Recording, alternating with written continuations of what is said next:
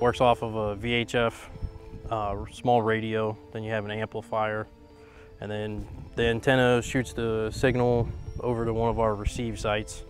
and then that receive site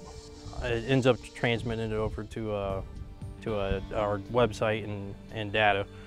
so that the state can get all the rainfall data.